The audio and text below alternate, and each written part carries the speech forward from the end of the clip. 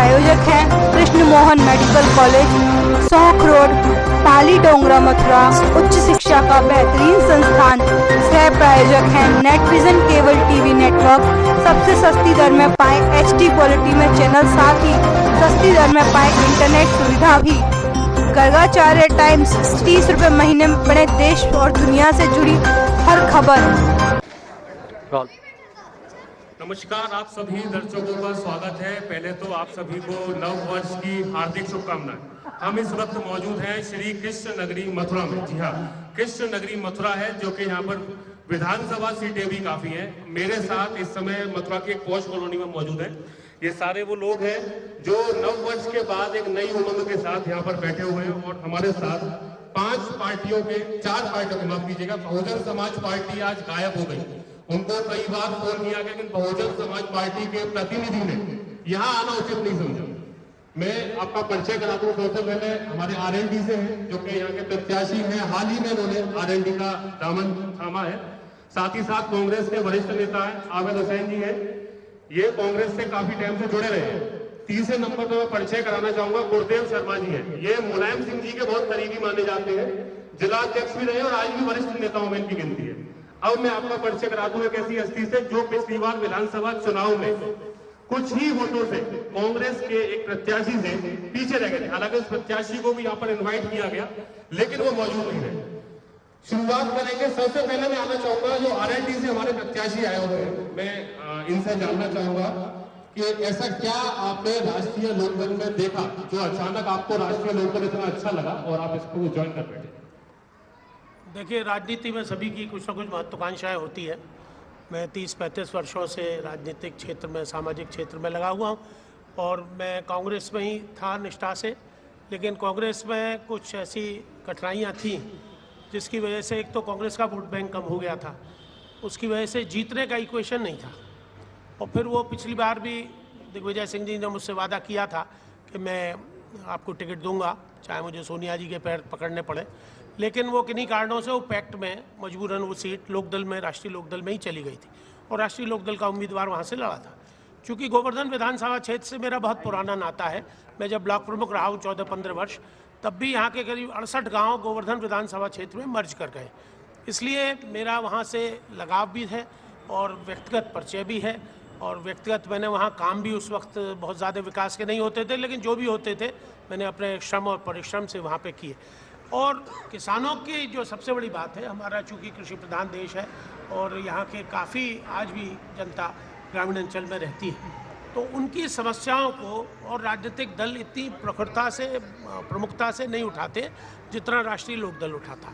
तो कुछ cast equation, कुछ ग्रामीण अंचल के विकास की बात, उन सब को लेते हुए मैंने इस बात को रखा है कि हम राष्ट्रीय लोकदल में रहकर ज़्यादा गोवर्धन विधानसभा के ग्रामीण अंचल के और टाउन एरियाज़ की हम मदद कर सकेंगे, विकास कर सकेंगे।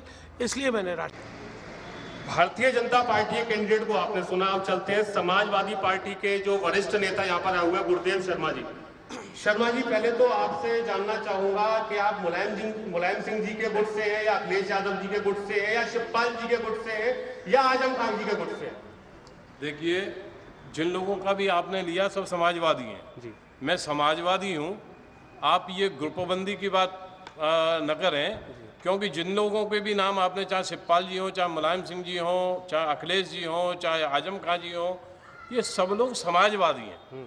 तो सर्वप्रथम हम समाजवादी लोहिया जी के अनुयायी हम जो हैं। चाचा भतीजे को स्टेज से धक्का दे देता है, माइक छीन लेता है, फिर भतीजा चाचा को निकाल देता है, फिर चाचा भतीजे को निकाल देता है, पिता पुत्र को निकाल देता है। ये ड्रामा आके जनता को भ्रमित करने के लिए वाकई में अंदर कुछ चल रहा है? नहीं, कुछ नहीं चल रहा। समाजवादी पार्टी एक है। समाजवादी पार्टी साइकिल के चुनाव चिन्ह पे चुनाव लड़ेगी और 2017 में पूर्ण बहुमत की सरकार बना के आपके सामने। कृष्ण नगरी मथुरा में अखिलेश यादव जी ने 5 साल में ऐसे कौन से विकास कर दिए ताकि जनता मथुरा की एक भी विधानसभा सीट को आपकी झोली में डाल सके? देखिए, मुख्यमंत्री का और सरकार का काम है विकास कराना, वोट देने का काम है जनता का। जनता ने वोट नहीं दिया, पर्याप्त वोट नहीं मिले, हमारे प्रतिनिधि यहाँ नहीं आए, लेकिन हमारी सरकार ने किसी भी यहाँ प्रतिनिधि न होते हुए भी, जनप्रतिनिधि न होते हुए भी इतना विकास कराया। माथुर जी श्रेय लेते हैं ना उसका, आप क्यों श्रेय ले रहे हैं? आप माथुर जी से पूछिए, सरकार हमारी है, चाहे माथुर जी लाए, चाहे बसपा के लेके आए, चाहे लोकदल के लेके आए, सरकार का जो विकास करने का काम है उन्होंने कभी उनके साथ में भेदभाव नहीं किया कि हमारा यदि प्रतिनिधि नहीं है तो यहाँ का विकास न होगा। दूसरी बात, 1 मिनट बताएं, अभी हमारे बड़े भाई शर्मा जी ने मजदूर के बारे में कहा, व्यापारियों के बारे में कहा, वो बात दरअसल घुमा दूसरी जगह गई। नोटबंदी की वजह से सब परेशान है। अब आप मुद्दे को ऐसी जगह पर ले आए नहीं। कि अब पूरी डिबेट जो है वो नोटबंदी पर चलती रहेगी।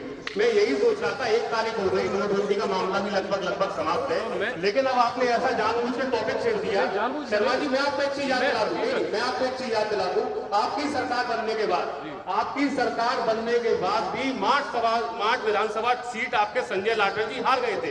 अगर आपकी सरकार की इतनी अच्छी इमेज होती तो हो सकता है मार्च में आप जीत। देखिए, हम यदि सरकार में रहते हुए हमने कोई बेईमानी नहीं की, इसका मतलब यह है कि हम सरकार में चाहते तो बेईमानी करके अपने प्रत्याशी को जिता सकते थे, अपने प्रशासनिक अधिकार का इस्तेमाल किया जा सकता था, यानी कि ईमानदार की तौर पर चुनाव हुआ और ईमानदारी पर चुनाव जीता। आपकी मजबूरी बखूबी समझता हूँ, क्यों नहीं, कोई मजबूरी नहीं। हाईकमान के खिलाफ आप नहीं जा सकते, जनता मेरे साथ है, जनता जनार्दन होती है, जनता से बड़ा कोई निर्णय वाला नहीं होता है। मैं सर आपसे जानना चाहूंगा, आप किसी राजनीतिक पार्टी से तो नहीं? चलिए ठीक है, आपसे आप कुछ पूछना चाहेंगे? चलिए ठीक है, इधर आ जाओ शर्मा जी। बहुत लोग हैं जो बहुत कुछ कहना चाहते हैं। ये हमारे साथ मौजूद है, ये दोनों ही भाजपा के नेता हैं और जनता की दीर्घा में बैठे हुए हैं, इनके पास ही बाद में आएंगे। मैं सबसे पहले जनता के पास जाऊंगा, लेकिन धीरे धीरे ये देखते हैं कौन सा चेहरा है जो सवाल पूछना चाह रहा है। सबसे बड़ी मुसीबत ये होती है, सर आप थोड़ा सा आगे आ जाए, थोड़ा सा प्लीज। मैं गुरुदेव शर्मा जी से सपा के विषय में पूछना चाहूंगा कि आज की जो स्थिति चल रही है इसके बारे में आपका क्या विचार है? आप क्या कहना चाहेंगे? ये नाटक है कि वास्तविकता है, क्या खेल है ये जनता को थोड़ा असली बता दें आप थोड़ा सा इसके बारे में। शर्मा जी देखिए, निशाने पर आप है, 3 दिन न्यूज चैनल की हेडलाइन ले लो, अखबारों की हेडलाइन ले लो, समाजवादी पार्टी को ऐसे दिखाया गया कि अखिलेश पे पता नहीं कितना अत्याचार हो गया माननीय मुख्यमंत्री पे, आज सब एक हो गए। तो जनता ये जानना चाहती है, हालांकि अंदर अगर दिक्कत है तो उसको दूर कीजिए, नहीं तो रोज रोज का नाटक क्यों होता है यहाँ पर? मैं आप ही के पास आऊंगा, अगर कहीं दिक्कत है तो उसको जड़ से क्यों नहीं निकाला जाता है? जनता का सवाल है सर, मेरा भी है, जनता का भी है। कोई दिक्कत नहीं है, समाजवादी पार्टी पहले भी एक थी, आज भी एक है, कल भी एक रहेगी, और समाजवादी पार्टी साइकिल चुनाव चिन्ह पे चुनाव लड़ेगी। चलिए मानते हैं। मैं एक बार जिलाध्यक्ष जी है कांग्रेस के, कुछ कहना चाहते हैं? मैं अनुरोध कर रहा था, अभी हमारी देवेंद्र शर्मा जी ने बताया कि मुझे बेईमानी से चुनाव हरा दिया गया। वो एक सरकार की द्वारा काउंटिंग की जाती है, प्रशासनिक अधिकारी काउंटिंग करते हैं। 501 से आप चुनाव हारे थे, 1 वोट से भी चुनाव की हार जीत हुई थी, सीपी जोशी हमारे राजस्थान से हारे थे। प्रश्न अगला, इन्होंने अभी कहा कि नोटबंदी के कारण जो जनता, व्यापारी और गरीब परेशान है, कैशलेस से परेशान है। बैंक में से अभी एक लड़के यहाँ बैठे हुए, उनके मेरे ख्याल 50,000 रुपये बैंक से निकाल लिए गए ATM से, उसका कोई नहीं सारांश नहीं निकल पा रहा है। एक साहब के 50 लाख रुपए की बात आई है, तो इन सवालों का जवाब इनके पास नहीं है। ये चुनाव हारने के बाद माननीय उच्च न्यायालय में पहुंचे, माननीय उच्च न्यायालय हाई इलाहाबाद ने इन पर 50,000 रुपये आर्थिक दंड और ये कहा कि आपके खिलाफ निर्णय दिया गया काउंटिंग के लिए। उसके बाद में आप सुप्रीम कोर्ट पहुंचे, वहाँ विचाराधीन है, संभव वहाँ से भी ये खट्टे अंगूर हाथ इनको लगेंगे, मीठे नहीं लगने, क्योंकि स्पष्टता जो है, सच्चाई सबके सामने। आप सड़क की बात दोबारा भी जीत नहीं दोगे? नहीं, अभी जीतने का प्रश्न नहीं है, क्योंकि हमारे विधायक द्वारा इतने विकास कार्य कराए गए हैं। उन्होंने माननीय मुख्यमंत्री जी से और नगर विकास मंत्री से, शिवपाल मंत्री जी से इतना पैसा लागे निधि के अलावा अपने लगाया, अरबों रुपये के काम मथुरा विधानसभा में कराए गए हैं। इन्होंने एक बात अच्छी कही कि सड़कों के ऊपर सड़कें बनाई जा रही हैं। नगर पालिका द्वारा पैसे को एडजस्टमेंट करने के लिए, उनके ठेकेदारों से बंदर बाट करने के लिए जो अच्छी रोड थी उनको बनाया जा रहा है, वो भाजपा की है और उसका ये जवाब दे। मैं इनसे पूछना चाहता हूँ, आप विकास की बात करते हैं, माननीय सांसद हेमा मालिनी जी जिन्होंने एक गांव गोद लिया है, अगनपुरा शाही जी, आप वहाँ जाके देख लें कितना है जी, रावल सॉरी, आप उसे देख लें कि कितना वहाँ विकास काम करा है, कितने विकास कार्य की रुचि लेते हैं। ये गवर्नमेंट सत्ता में आ गई, भूल बस जनता की, जनता पछता रही है। इन्होंने झूठे नवाब ने झूठ बोल के सत्ता ते आई है, इनको जनता माफ नहीं करेगी। शर्मा जी, आपको जनता माफ नहीं करने वाली, जैसा आपके मित्र कह रहे हैं। और चलेंगे, और कुछ हमारे सामने महिलाएं बैठी हैं, इनकी किचन में जरूर नोटबंदी के बाद असर पड़ा। मैडम बताइए, आपकी किचन में क्या असर पड़ा नोटबंदी के बाद? हमारी में कोई असर नहीं पड़ा। कोई असर पड़ा ही नहीं इनकी किचन में, आप इनावत परेशान हो रहे हैं, बाकी में कोई असर नहीं पड़ा। देखिए, आपके सामने की बात है। और हमारे साथ है, इनके साथ चलते हैं। एक बच्चा बेटा वो बोलेगा अपना जनता की आवाज। मैडम आप बताइए, नोटबंदी के बाद आपको क्या असर पड़ा? भैया हम पे तो कोई असर ना पड़ा। कोई असर नहीं पड़ा। हाँ साहब, वो आपके शायद बुलाए हुए हैं।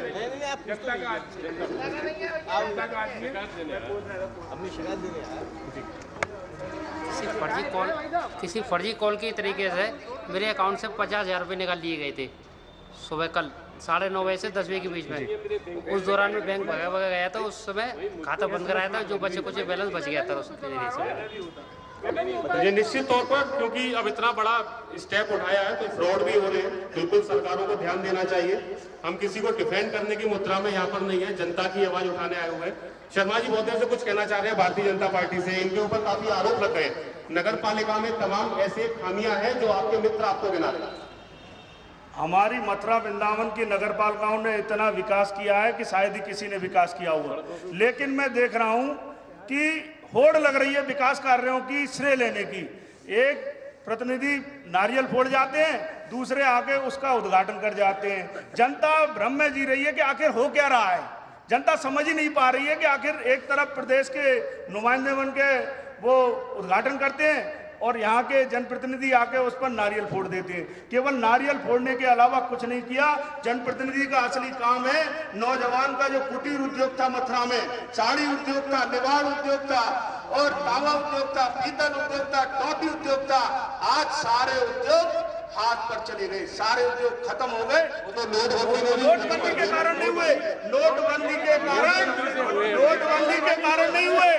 वो एक नोटबंदी से फायदा ये हुआ, तो नोटबंदी की बात करते हैं वो काले धन के समर्थन में है। आज अगर नोटबंदी नहीं होती तो कश्मीर में पत्थर नहीं पड़ते, कश्मीर में पत्थर रुके, आतंकवादियों की जबान बंद हुई, नोटबंदी के कारण हुई। जो नकली करेंसी पाकिस्तान से आ रही थी, वो नकली करेंसी बंद हुई, देश में शुद्धता का वातावरण हुआ। तो 10 करोड़ रुपया लेकर तकिए के नीचे बैठे थे और सोचते थे कि विधायक का शब्द देखते थे, जनता उनके बीच में जो 10 करोड़ रुपया खर्च करने की बात करता था, आज वो चौकड़ी भूल गया। मोदी जी ने राजनीति में व्यापार को बंद करके दिखा दिया। नोटबंदी अभूतपूर्व, राजनीति को व्यापार होने से, राजनीति जो व्यापार हो रही थी, जो शुचिता थी राजनीति, जो राजनीति त्याग थी, जो राजनीति तपस्या थी, जो राजनीति बलिदान थी, उन लोगों को सबक सिखाने का काम कर दिया। आज बेईमानों को सबक सिखाने का काम मोदी जी ने किया है। उसके लिए बंद हुए या नहीं हुए? राजनीति में जो व्यापार था, मैं राजनीति में जो व्यापार समझकर राजनीति में आते थे लोग, जो राजनीति को व्यापार समझते थे, उन लोगों को सबक सिखाने का काम नरेंद्र भाई मोदी ने किया है। वक्ता बहुत अच्छे हैं देवेंद्र शर्मा जी, बोलते बहुत अच्छा है। बिल्कुल बिल्कुल भाषण, आपको तो मैंने बात की है राजनीति जो व्यापार समझ बैठे थे लोग, राजनीति जो व्यापार समझ बैठे थे। आपके इस भाषण से शर्मा जी, आपके इस भाषण ने हिंदू मित्रों को एक कर दिया। अभी एक होने वाले ही हैं, क्योंकि जो स्थिति, जो हाई वोल्टेज ड्रामा चल रहा है 3 दिन से, जनता, उत्तर प्रदेश की जनता देख रही है किस तरह से पैसे की लड़ाई चल रही है चाचा भतीजे में, वो जनता सब जानती है। उसका निर्णय 2017 में आने वाला है। 2017 में आप दोनों का कहीं नाम। मैं ये बताना चाह रहा हूँ कि इनको बड़ी चिंता हमारे परिवार की हो गई कि कौन लड़ रहा है कौन नहीं लड़ रहा फायदा उठाने वाले हैं ना वो। नहीं, कोई फायदा नहीं मिल रहा।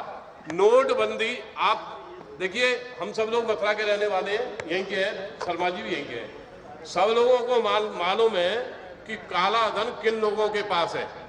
सबको पता है कि इस प्रमुख उद्योगपति कौन कौन है, कौन कौन काला धन रखता है। ये बेचारे गरीब नहीं रख रहे जो लाइन में खड़ा कर दिया। किसी लाइन में कोई अमीर आदमी नहीं लगा हुआ मेरा, कोई देवेंद्र शर्मा जी को भी मैंने नहीं देखा किसी दिन लाइन में लगे हुए। मतलब शर्मा जी में भी पैसा आपके साथ? मेरा मतलब मैं बता रहा हूँ, कोई भाजपाई वाला नहीं लगा, हम भी नहीं लगे। हम ये कह रहे हैं हमारा तो लेन देन सीधा सीधा बिल्कुल चेक के माध्यम से पहले से ही करते आ रहे हैं, कभी कैश का काम ही नहीं किया।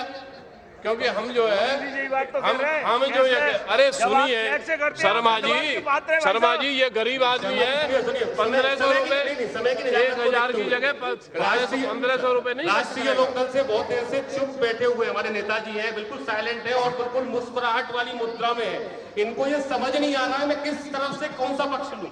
सर नोटबंदी का इतना खराब था कि बिल्कुल ही सारी चीजें नेगेटिव हो गई। देखिए व्यापक प्रभाव तो इसका पड़ा है। काले धन के विरोध में कोई भी राजनीतिक दल नहीं था, सभी चाहते थे काला धन बाजार में आए, जनता के पास आए, बताएं तो सही।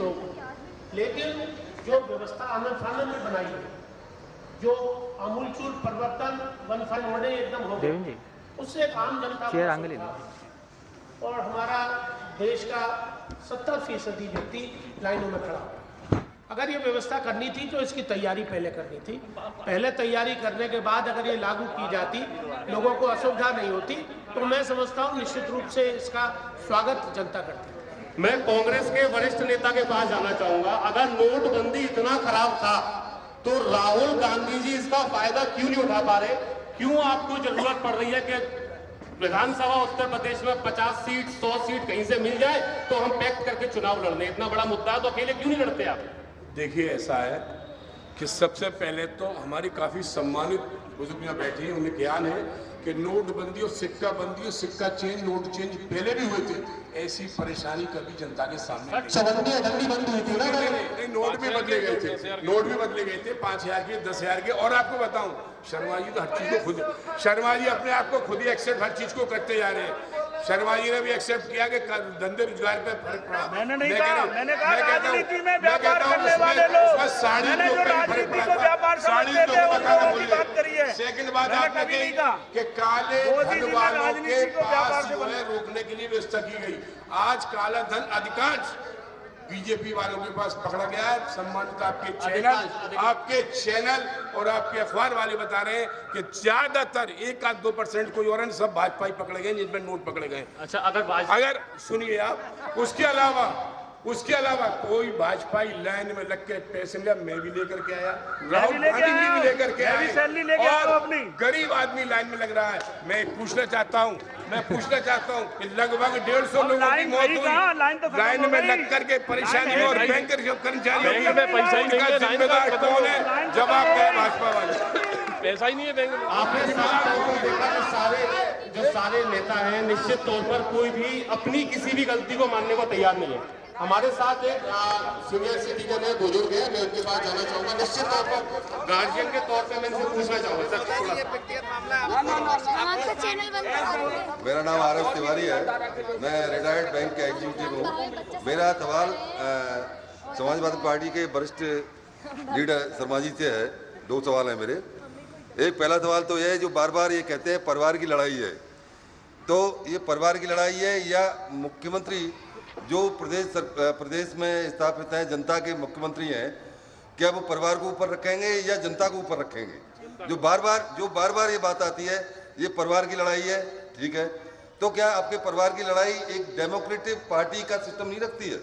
15 मिनट में कोई नोटिस देती है, 15 मिनट बाद वो बर्खास्त हो जाता है, अगले दिन वो पैर छू लेता है। ये क्या है भाई? ये कोई राजशाही थोड़ी है कि राजा के पैर छू लिए कि वो प्रदेश का अध्यक्ष हो गया। एक सवाल तो ये है, ये बिल्कुल ड्रामेबाजी है, प्रदेश की जनता के साथ मजाक है, प्रदेश की जनता के साथ में धोखा है। मेरा दूसरा सवाल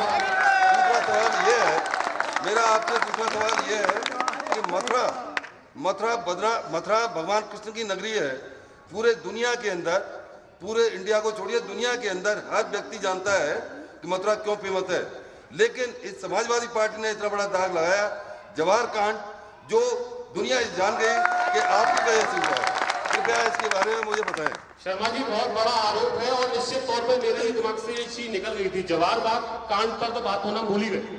मथुरा में हुआ, कृष्ण नगरी मथुरा में हुआ बहुत दुखद घटना, जिसमें हमारे एसपी सिटी एक एसओ के साथ उनका बिल्कुल खत्म कर दिया गया, जान से मार दिया गया।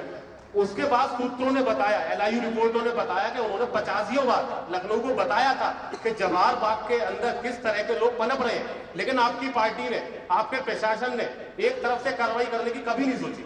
नहीं, किसने हटाया कब्जा? नहीं सर, नहीं, एक मिनट बात सुनिए कि मेरे पास आ जाइए जरा, इसमें ये बताइए कि जब नहीं प्रशासन ने उसी दिन हटा दिया। दरअसल ये है, हटाने के लिए जब भी है, एलआईयू की जो रिपोर्ट आप बता रहे हो, किसी एलआईयू ने कोई रिपोर्ट नहीं भेजी। अपनी जान बचाने के लिए एलआईयू यदि ये कहे मैंने रिपोर्ट भेज दी, आप मुझको एक भी रिपोर्ट दिखा दें कि कभी इसके बारे में एलआईयू ने कभी रिपोर्ट ऊपर भेजी हो। जब मांगी गई कई बार रिपोर्ट, मैं बता रहा हूँ आपको, मुझको उसके मामले में पूरी तरह जानकारी है। और जो शहीद हुआ, जो एक अधिकारी, बहुत बड़े अधिकारी शहीद हुए, शहीद के सम्मान के लिए जो उनको सरकार को करना था वो किया। अरे शहीद हुआ क्यों सर? मुसीबत तो शहीद क्यों हो गया? आपके पास दल नहीं था, आपके पास पुलिस नहीं थी, आपके पास, बताइए किस चीज की? सीबीआई जांच की कह रहे हैं, हम मना तो नहीं कर रहे हैं। केंद्र में सरकार बैठी है, केंद्र में सीबीआई की जांच की। नहीं, ऐसा कुछ नहीं है, डायरेक्ट बहुत हुए, बहुत डायरेक्ट करवाए आपने, आप करवा दो। मंत्री जी ने करवा दो, जब बिजली बंद हो जाती थी वहाँ की, तो 1 घंटे में बिजली चालू हो जाती थी। आखिर कौन के, तो जांच करवा दो। बहुत बड़ा आरोप है। इसकी राष्ट्रीय लोकदल के जो हमारे प्रतिनिधि हैं, ये कुछ कहना चाह रहे हैं, ये कुछ नहीं कहना चाह रहा है। ये तो सब तमाशगीन है, वहाँ कोई भी नहीं था, न बीजेपी के थे, न सपा के थे, न कांग्रेस के थे। संघर्ष वो हम लोगों ने किया, राष्ट्रीय लोकदल ने किया, आम जनता ने किया। ये हकीकत है। मैं करीब 10 बार और 4-4, 5-5 दिन लगातार बैठा हूँ। ये मथुरा की जनता अगर जो उससे जुड़ी रही है तो वो जानती है। और वो कैसे खाली हुआ, वो भी दबाव था। नहीं तो माननीय उच्च न्यायालय ने उन 27 जनवरी 2015 को आदेश कर दिया था इसको खाली कराने के। क्यों स्थानीय प्रशासन उसको दाबे हुए बैठा था? मेरे पास वो फोटोग्राफ भी है जिसमें तत्कालीन जिलाधिकारी विशाल चौहान और रामबख्श यादव दोनों एक पौधे का रोपण कर रहे हैं। तो मिली भगत नहीं थी तो क्या थी? ये जानबूझ के हमने तो जब से बचपन से देखा है, बरगद के पेड़ के नीचे ही आम धरने प्रदर्शन होते थे। रातों रात उस धरने प्रदर्शन का स्थान जवाहर बाग कैसे बदल दिया जाए? जवाहर बाग में धरने का क्या मतलब है भाई? वो एक सुनियोजित योजना थी, 3 दिन की उसको रहने की परमिशन मिली थी और 3 साल रह गया बिना सहयोग के। ये स्थानीय प्रशासन और शासन दोनों की इसमें मिली भगत। कार्यक्रम बहुत अच्छा चल रहा है, बस एक छोटे से ब्रेक के लिए रुकेंगे, फिर वापस आएंगे। टीवी की दुनिया का सबसे दमदार शो राजनीति, सोमवार से शुक्रवार रात 8 बजे विवेक गर्गाचार्य के साथ सिर्फ समाचार 24 पर। इस कार्यक्रम के प्रायोजक हैं कृष्ण मोहन मेडिकल कॉलेज, सौख रोड, पाली डोंगरा, मथुरा। उच्च शिक्षा का बेहतरीन संस्थान। सह प्रायोजक हैं नेटविजन केबल टीवी नेटवर्क। सबसे सस्ती दर में पाएं HD क्वालिटी में चैनल, साथ ही सस्ती दर में पाएं इंटरनेट सुविधा भी। गर्गाचार्य टाइम्स, 30 रुपए महीने में पढ़े देश और दुनिया से जुड़ी हर खबर।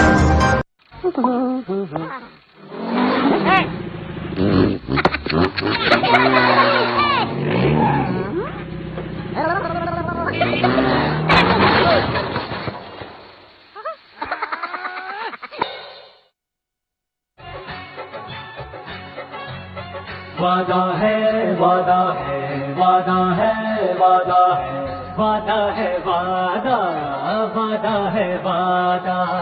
वादे पे मेरे सबको यकीन है।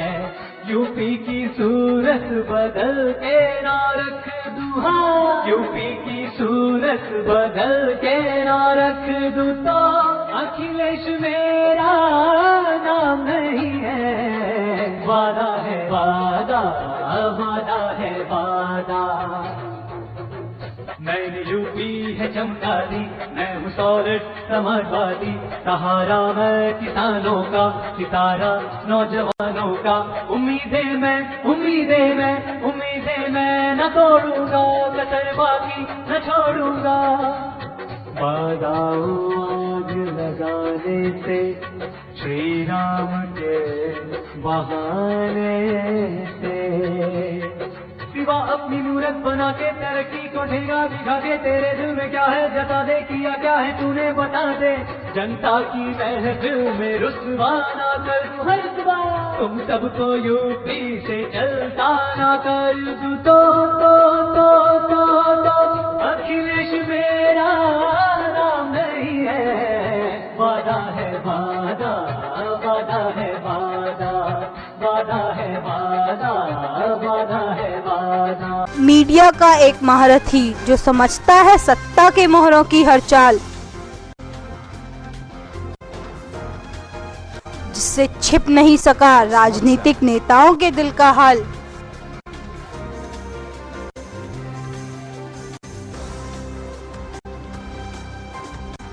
जो जानता है हर सच को सामने लाना, जिसे जनता ने भी अपना प्रवक्ता माना।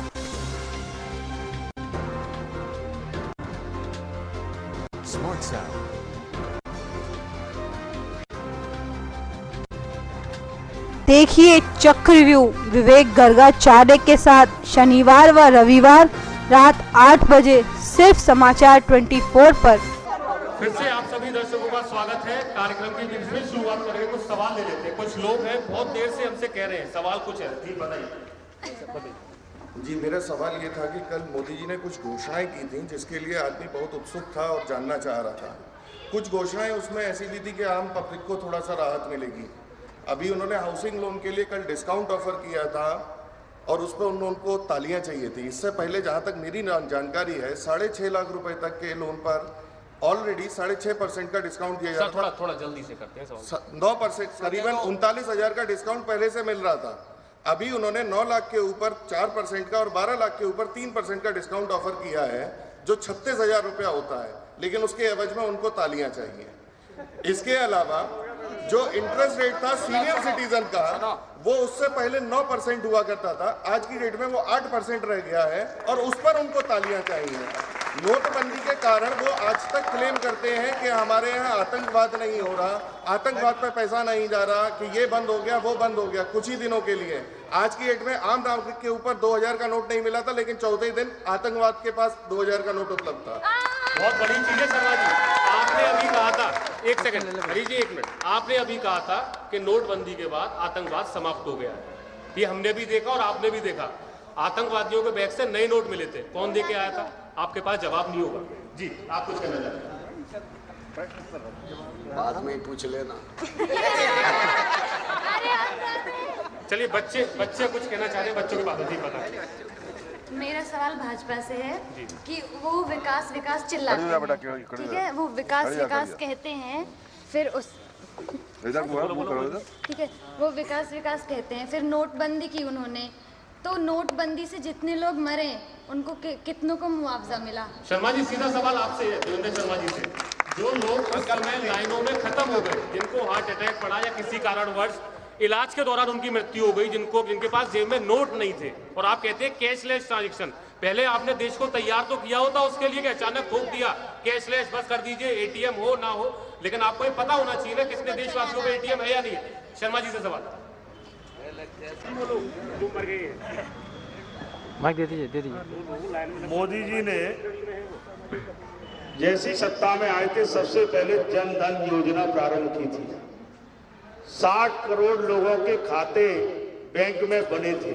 पहले होमवर्क इसका तैयार हो गया था, लेकिन 8 नवंबर को मोदी जी ने कहा था कि 50 दिन मांगे थे, और 50 दिन के बाद आज कोई लाइन नहीं लग रही है।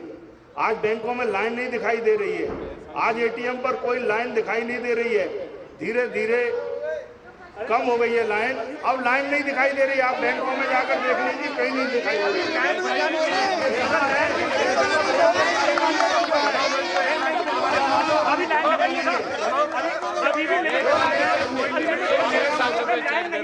आपके सामने जनता ने झुटलाया तो लाइन अभी लग रही है, सभी कह रहे हैं लाइन बंद हो गई है, लाइन नहीं लग रही है, अब लाइन धीरे धीरे बंद हो रही है। मोदी जी ने कहा था कि 50 दिन नहीं, धीरे धीरे नहीं भाई साहब, 31 तारीख के बाद आज 1 तारीख है, आप देखना लाइन पूरी तरह से बंद हो रही है। आज छुट्टी है तो आज लाइन आज छुट्टी है। 1 मिनट भाई साहब, शर्मा जी कैस नहीं है, केस आ रहा है, केस आ रहा है पर्याप्त धीरे धीरे, और केस आ रहा है धीरे धीरे, नहीं केस आ रहा है और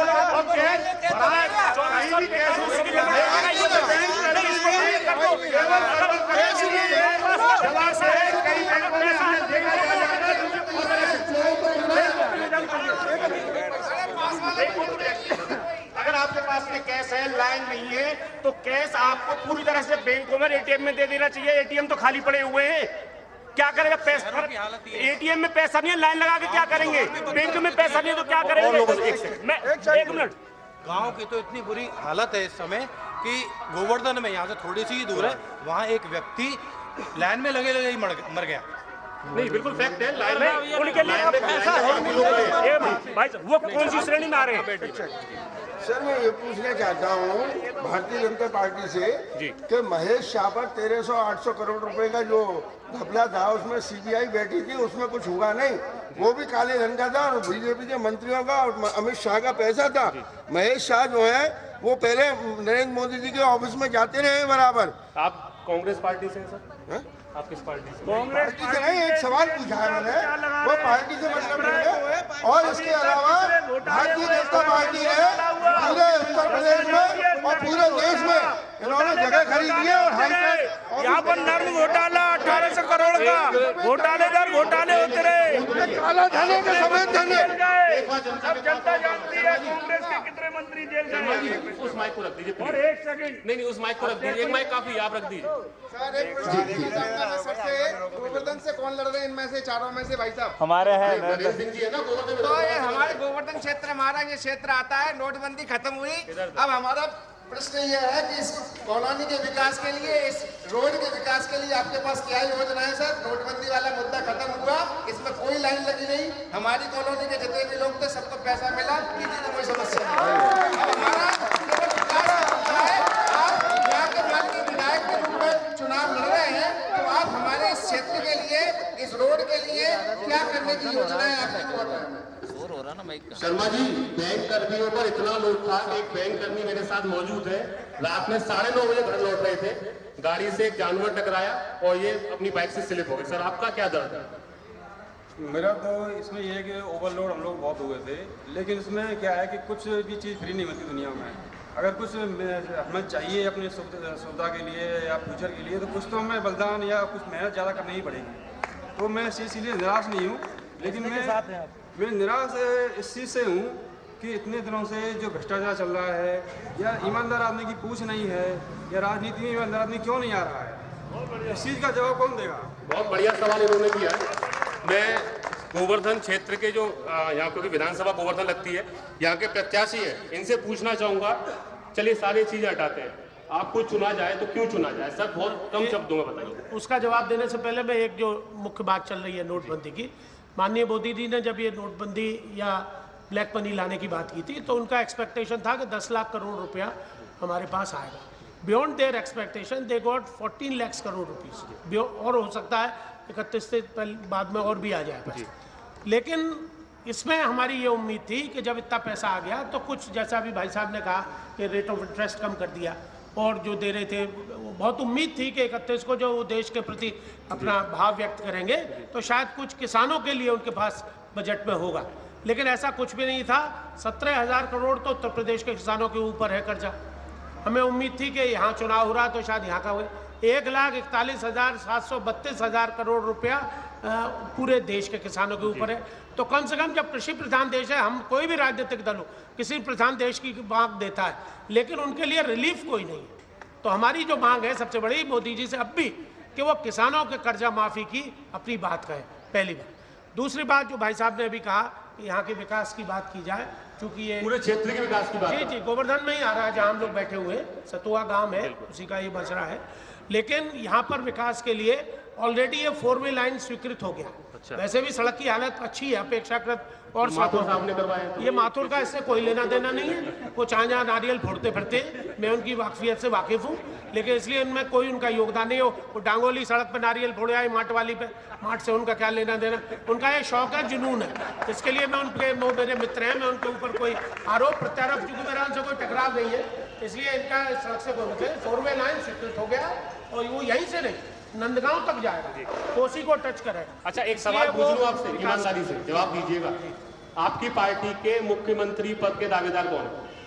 नहीं देखिए, अगर अलग लड़ते हैं तो जयंत चौधरी हैं।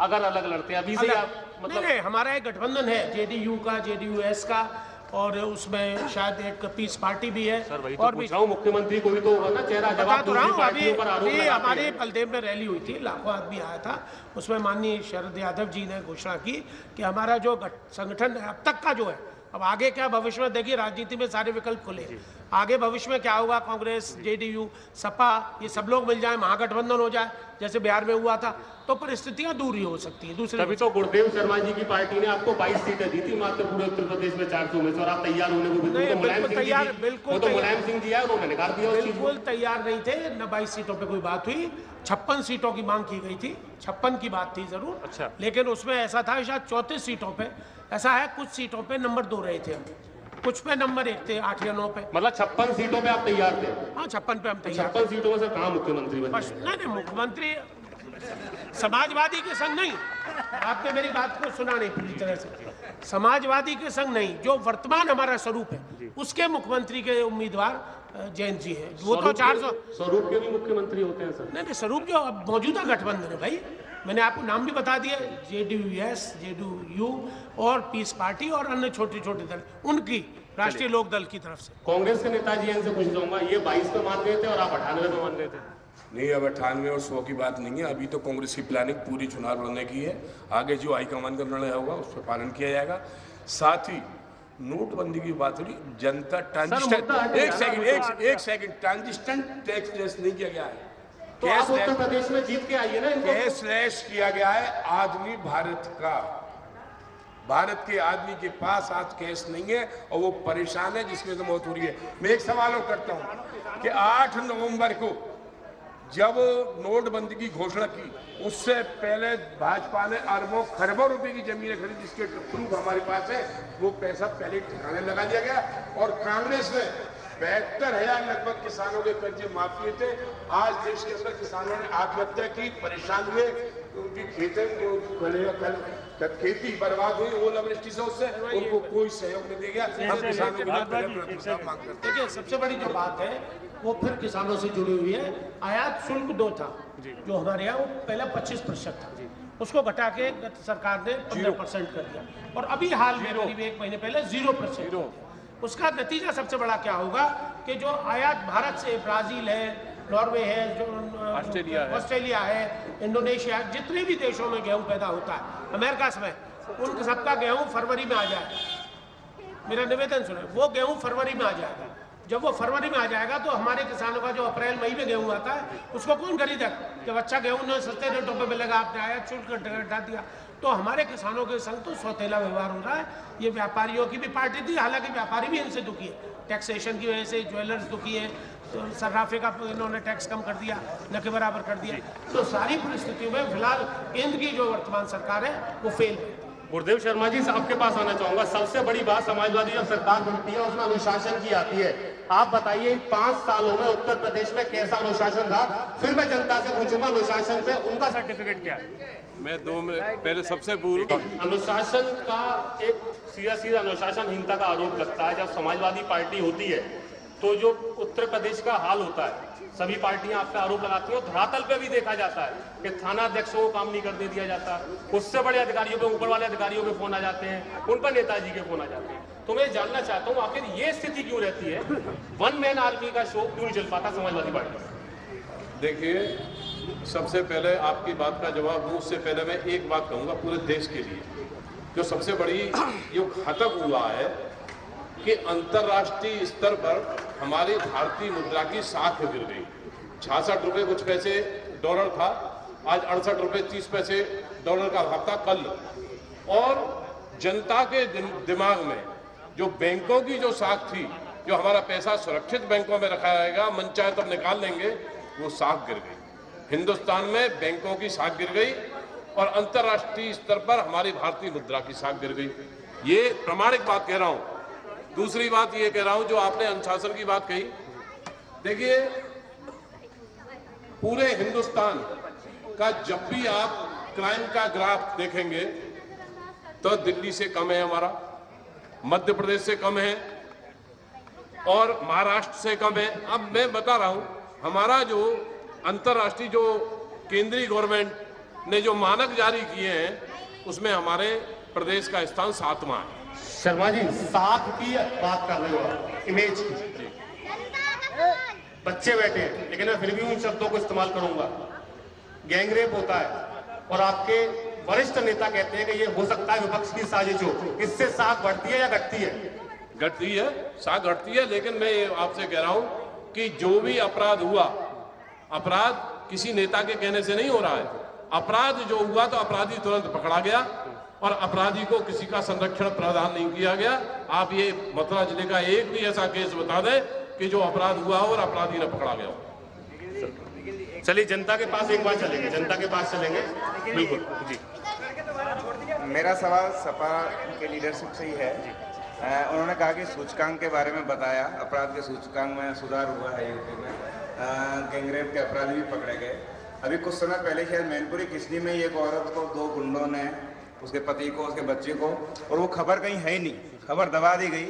इनके गढ़ में हुआ, बिल्कुल सोशल मीडिया पे नहीं, वो रियल भी थी। कोई अपराधी कहीं नहीं पकड़े गए, कहीं खबर नहीं चली। जी आप अपराधी की कोई जाति धर्म नहीं होता। मेरा सवाल भी समाजवादी पार्टी से, और मैं संक्षेप में कविता के थ्रू आपकी पार्टी का चरित्र चित्रण करना चाहूंगा। थोड़ा जल्दी। चोरों के हैं जो हेतु ठगों के बल हैं, जिनके प्रताप से पलते पुण्य सकल हैं। ये पाप उन्हीं का हमको मार गया है, उत्तर प्रदेश अपने घर में ही हार गया है। जवाहर बाग कांड पूरा पॉलिटिकली प्रोटेक्टेड था। डीएम को, एसएसपी को मां बहन की गाली दे रहा था। हम संविधान में रहते हैं, कौन था साला वो गाली देने वाला भाई? चलिए, जनता है, गुस्सा कभी कभी दिखा देते हैं। मैं फिर आना चाहूंगा, मेरे कुछ और मित्र हैं, मैं इनके पास आना चाहूंगा। शर्मा जी, आपसे पूछना चाहूंगा, आप क्या सोचते हैं? मेरा मानना ये है कि आपस में आरोप प्रत्यारोपण करने की बजाय अगर आप जनता के हितों को ध्यान में रखते हुए इस चुनाव पे कुछ ऐसा ध्यान दें, जैसे पिछली बार मायावती की सरकार थी, उनके बाद जब सपा आई तो उनके पास कोई चेहरा ही नहीं था, तो उन्होंने सोचा कि सारे तो दागी चेहरे हैं, तो नया चेहरा अखिलेश यादव को प्रस्तुत कर दिया जाए। अब अखिलेश यादव जी ने 5 साल काम किया तो कोई ऐसा कोई काम समझ में नहीं आया, तो वो सारे सांप बिच्छू उन्होंने फिर जेब में रख लिए कि फिर से अखिलेश जी को सिंपैथी दिलवाकर और फिर से किया जाए। बीजेपी, कांग्रेस, कोई भी हो, अगर हम सब जनता के हितों पे थोड़ा ध्यान सुनी कि नगर उसका आरटीआई निकलवा बात की, उनके पॉजिटिव राजनेताओं पे हम अन्न उपजाते थे, आज 9 करोड़ टन से ज्यादा उपजाते हैं। ये कैसे हुआ? 85%, 86% जो 1500 के नोट ये किसने दिए? मंगल ग्रह पर किसने भेजा? दूर संचार तकनीक को लेकर के आपने हल्ला मचा दिया था, पूरे देश को खिलाफ पे खड़ा कर दिया था। और आज मिस्टर केवल शर्मा, आपके पास में 3 मोबाइल होंगे, आपका काम नहीं चल सकता। माननीय मोदी जी को एक जगह बैठ करके पूरी दुनिया में दिखाया जा रहा है, ये केवल और केवल कांग्रेस की बदौलत, बाकी सब कुछ कहा जा सकता है। जहां तक भ्रष्टाचार की बात करते हैं आप, भ्रष्टाचार से मुक्त कौन? जिसको मौका ना मिले वो है ईमानदार। मुझे ऐसा महसूस हो रहा है कि मैं कांग्रेस के प्रवक्ता की जगह अगर इनको उठा के बिठा देता तो ज्यादा अच्छा रहता। मैं सही बता रहा हूं आपको, कांग्रेस के प्रवक्ता की जगह ये बैठे होते तो ज्यादा अच्छा कर लेते। शर्मा जी बना रहे एक मिनट। भाई साहब ने कहा, मैं एक आरोप लगाता, भाई साहब एक मिनट, आप जनता नहीं है ना सर? नहीं, मैं पिछली जो यूपीए 2 की सरकार, यूपीए 1 की सरकार, यूरिया घोटाला, स्पेक्ट्रम घोटाला, मंत्री जेल पर जेल गए, किसकी सरकार में गए? वो गए तो कांग्रेस की सरकार में गए। मोदी जी के किसी भी मंत्री पर या किसी पर भी अब तक कोई आरोप नहीं लगाए। मोदी जी की लड़ाई भ्रष्टाचार के खिलाफ है, मोदी जी की लड़ाई काले धन के खिलाफ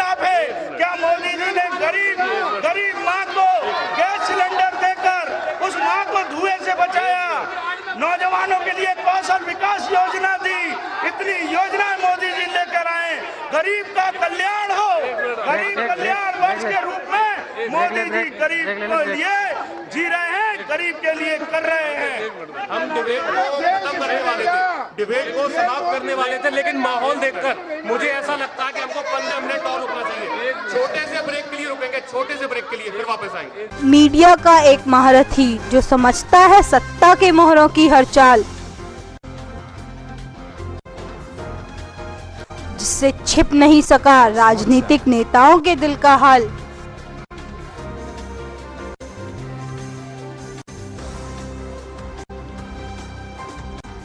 जो जानता है हर सच को सामने लाना, जिसे जनता ने भी अपना प्रवक्ता माना।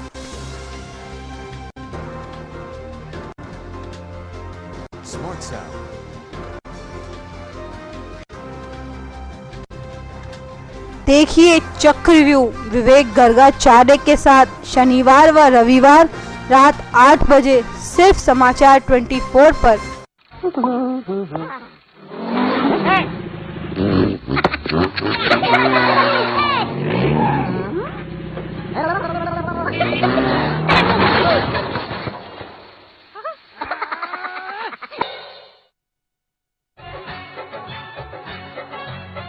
वादा है वादा है वादा है वादा है वादा है वादा वादा है वादा, वादे पे मेरे सबको यकीन है।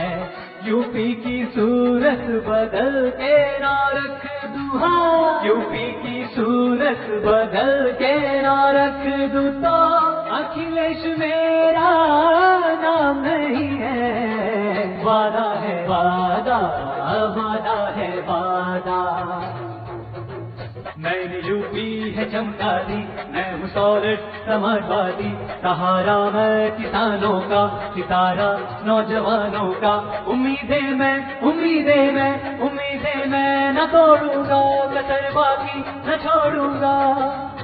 बाधाओं आग लगाने से, श्री राम के बहाने से, सिवा अपनी मूरत बना के तरक्की को ठेगा दिखा के। तेरे दिल में क्या है जता दे, किया क्या है तूने बता दे। जनता की महफिल में रुसवा ना कर दूं हर सुबह, तुम सबको यूपी से चलता ना कर दूं तो अखिलेश मेरा नाम नहीं है। वादा है वादा वादा है वादा, वादा है वादा वादा है वादा। टीवी की दुनिया का सबसे दमदार शो राजनीति सोमवार से शुक्रवार रात 8 बजे विवेक गर्गाचार्य के साथ सिर्फ समाचार 24 पर। इस कार्यक्रम के प्रायोजक हैं कृष्ण मोहन मेडिकल कॉलेज, सौख रोड, पाली डोंगरा, मथुरा। उच्च शिक्षा का बेहतरीन संस्थान। सह प्रायोजक हैं नेटविजन केबल टीवी नेटवर्क। सबसे सस्ती दर में पाएं HD क्वालिटी में चैनल, साथ ही सस्ती दर में पाएं इंटरनेट सुविधा भी। गर्गाचार्य टाइम्स 30 रुपए महीने में पढ़े देश और दुनिया से जुड़ी हर खबर। फिर से आप सभी का स्वागत है। शर्मा जी ने जो भारतीय जनता पार्टी से अपना पक्ष रखने आए, उन्होंने काफी आरोप लगा दिए, कौन कौन से नेता जेल गए, लेकिन आप समर्थन दे रहे थे उस सरकार को। मैं आपसे एक बात कहना चाहता हूं, भारतीय जनता पार्टी के जो जुमले की सरकार है, मेरे देवेंद्र शर्मा जी बैठे हुए हैं, मैं आज तक का इतिहास बता रहा हूं। सन 1952 के चुनाव में जब पहला चुनाव हुआ था, तब इन्होंने एक नारा दिया था। क्या दिया था? हिंदी हिंदू हिंदुस्तान फतेह करेंगे पाकिस्तान। इसके ऊपर चुनाव लड़ा था। उसके बाद में 1957 का चुनाव आया, उससे काम नहीं चला। एक मिनट सुन लीजिए, मैं मुझको 2 मिनट का समय दीजिए केवल। और उसके बाद में 57 में कहा हर हाथ को काम, हर खेत को पानी, जनसंघ की यही निशानी। उसके बाद में 1962 का चुनाव आया, उसमें महात्माओं को लेके मरवा दिया और कहा गऊ हमारी माता है, देश धर्म का नाता है। इस पर चुनाव लड़े, तब भी कुछ नहीं मिला। 67 का चुनाव आया, हमारे साथ सम्मिलित हो गए, सब भूल गए, गऊ माता भूल गए। आज मैं ये कहता हूं कि गऊ माता के ऊपर इतनी बात करने वाले व्यक्ति, केंद्र की सरकार बैठी है, गऊ माता पर प्रतिबंध क्यों नहीं लगाते हैं, ये बता दें। ये इनके हाथ में है। देश पर, हमारे उत्तर प्रदेश में गऊ माता पर प्रतिबंध है। ये केंद्र में जो है बैठी हुई सरकार, गऊ माता की सरकार, हिंदुओं की सरकार, सांप्रदायिकता का बीज बोने वाले व्यक्ति ये क्यों नहीं करते कि केंद्र में गौवध पर प्रतिबंध लगा दें। सबसे बड़ा कट्टी घर जिसमें गाय और भैंस कटती हैं कहाँ है ये मालूम है आपको? गुजरात में है। कांदरा बंदरगाह से सब निर्यात हो रहा है, सबको पता है। आप गूगल पे लगा के देख लें। गोली चलवाने वाले हमको नहीं, गोली क्या, आप गौवध पे प्रतिबंध क्यों नहीं लगाते? सर राम मंदिर की बात उठाएंगे तो आप पे और आप पे दोनों पे पैसे। मैं गौवध की बात कर रहा हूँ। राम मंदिर मुद्दा ना ही उठे, मैं नहीं उठा रहा हूँ, मैं तो गौवध। आपके सहयोगी दल और आपकी पिछली सरकार में कितने लोग जेल में गए निश्चित तौर पर आपको भी पता है। हम नहीं, इस इमेज समाजवादी पार्टी ने जेल में भेजे थे। और क्या? आपके सहयोगी दल आप एक्ट करने वाले हैं, तो इस इमेज को हटाने के लिए नई इमेज कैसे क्रिएट करेंगे? और राहुल गांधी हमेशा विपरीत परिस्थितियों में छुट्टी में कैसे चले जाते हैं? देखिए, सबसे पहले मैं आपको जानकारी दे दूं कि यूपीए सरकार में केवल सुरेश खन्नानी और एक और मंत्री 2 आदमी दोषी पाए गए, जिसको कांग्रेस यूपीए सरकार ने जेल में भेजा। मगर वर्तमान सरकार में खरबों रुपए के घोटाले, सबसे बड़ा नोट घोटाला है। आप इंतजार करिए इसका भी।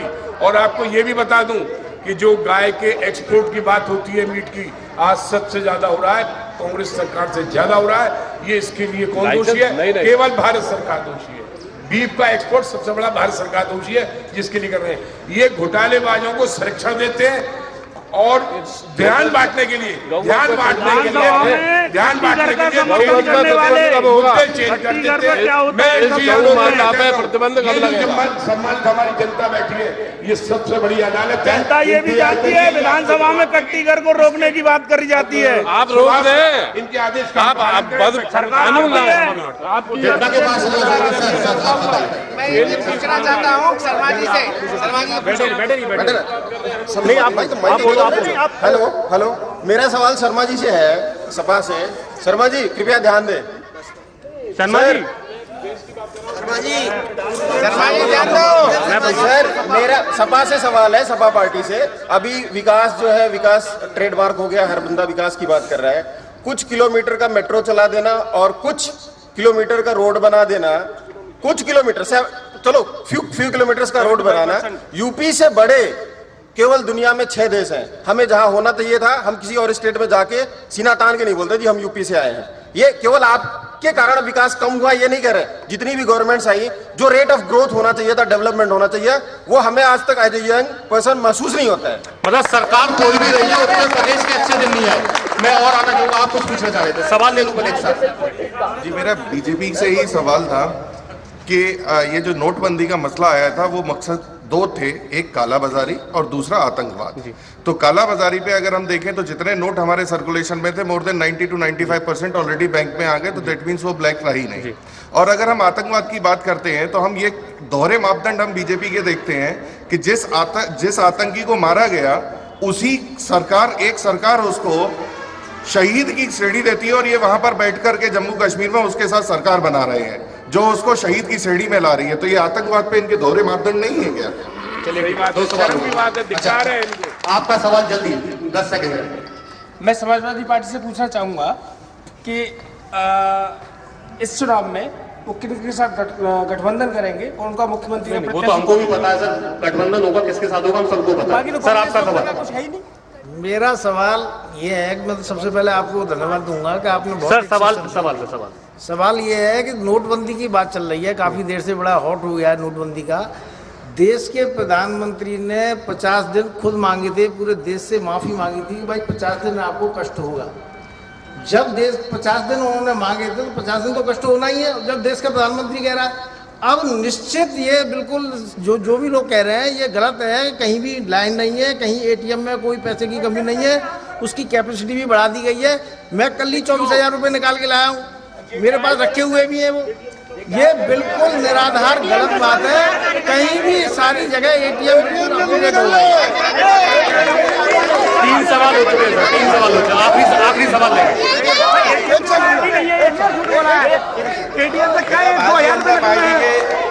लीडर से सवाल है कि जो मनीषा गुप्ता मथुरा की चेयरमैन है, उन्होंने 37% कमीशन जो खाया है, उसका जवाब क्या दे पाएंगे? ये देखिए 8 सवाल हो गए। मैं लास्ट बिल्कुल अब 1-1 मिनट सभी को दूंगा, बिल्कुल आखिरी चल रहा है। मेरे सवाल का आंसर नहीं आया।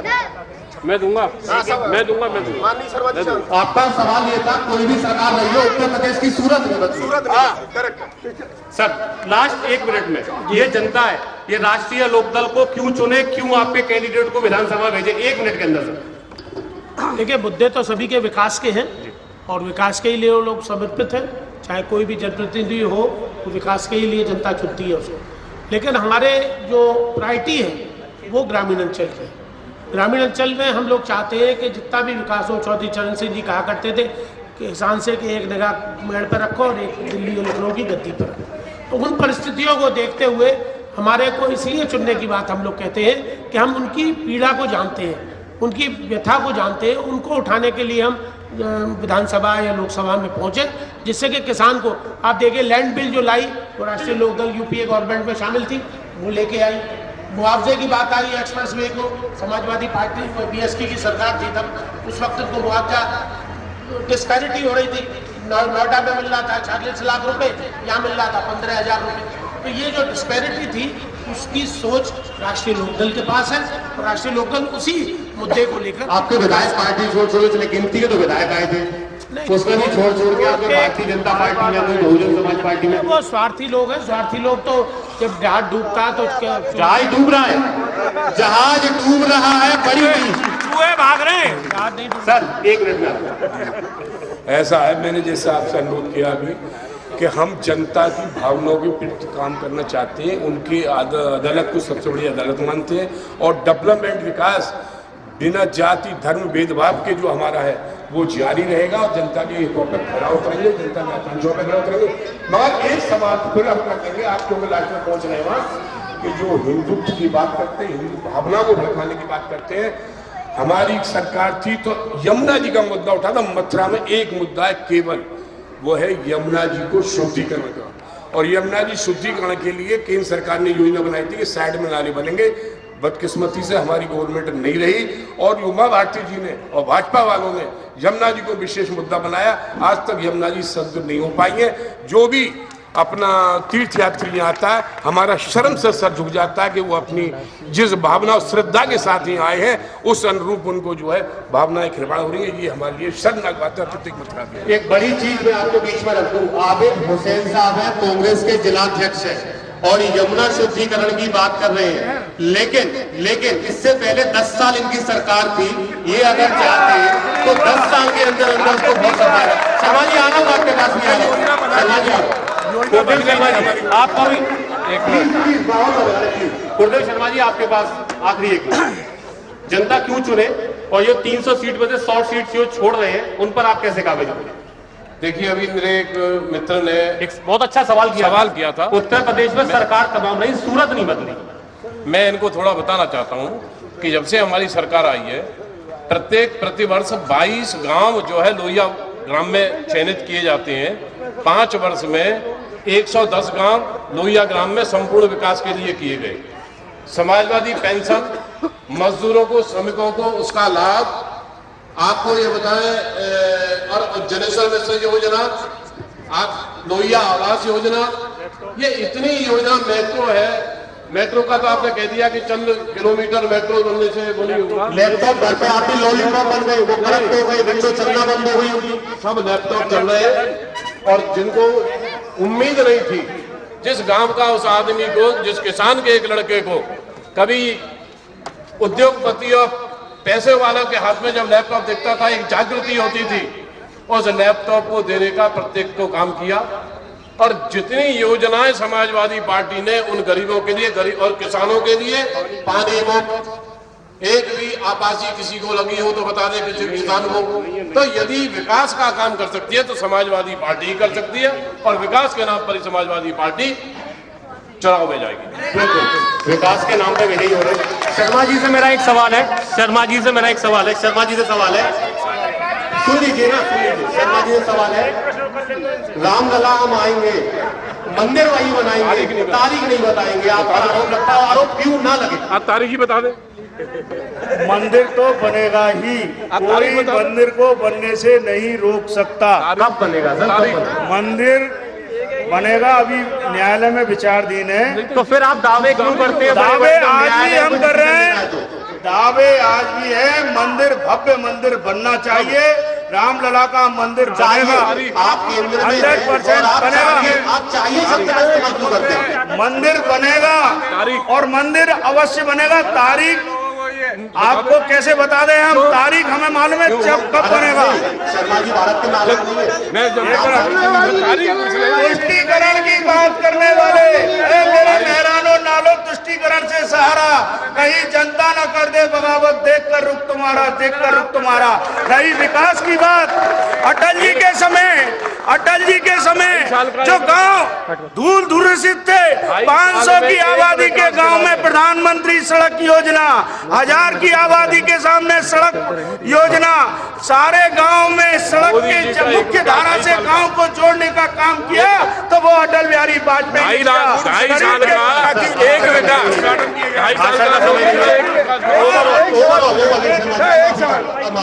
मोदी जी ने